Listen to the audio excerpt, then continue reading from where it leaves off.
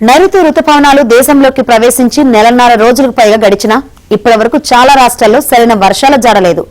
El Nino పరిస్థితులే ఇందుకు కారణం. గత కొన్ని వారాలుగా మేఘాలు పలచబడి మైదాన ప్రాంతాలు ఎండలతో ఉడికిపోగా వర్షాలు కేవలం హిమాలయ పర్వత ప్రాంతాలకే పరిమితమయ్యాయి. ఈ క్రమంలో దేశంలో వర్షాల కోసం వేచి చూస్తున్న వారికి భారత వాతావరణ శాఖ చల్లటి కబురు చెప్పింది. బంగాళాఖాతంలో మరో అల్పపీడనానికి అనువైన వాతావరణం ఏర్పడిన కారణంగా రుతుపవనాలు తిరిగి బలంగా పుంజుకోవడానికి సిద్దమవుతున్నాయని తెలిపింది. ఈ నెల 23 లేదా 24 తేదీల్లో ఉత్తర ఒడిశా, పశ్చిమ బెంగాల్కు ఆనుకుని అల్పపీడనం ఏర్పడనుందని వాతావరణ నిపుణులు తెలిపారు.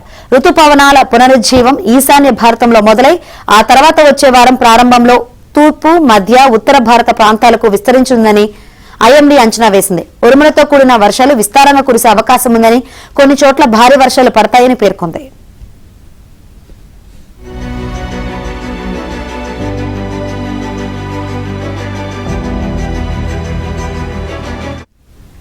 వారాల తరబడి అధిక ఉష్ణోగ్రతలు, ఉక్కపోతతో అల్లాడిన గంగా మైదాన, మధ్య భారత ప్రాంతాలకు ఇది ఉపశమనం కానుంది.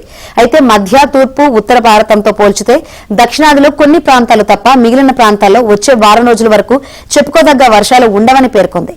ఈ నెలలో దేశవ్యాప్తంగా ఇప్పటి వరకు 24% లోటు వర్షపాతం నమోదైంది. వాతావరణ నిపుణుల ప్రకారం భారతదేశం ప్రస్తుతం బ్రేక్ మాన్సూన్ దశను ఎదుర్కొంది.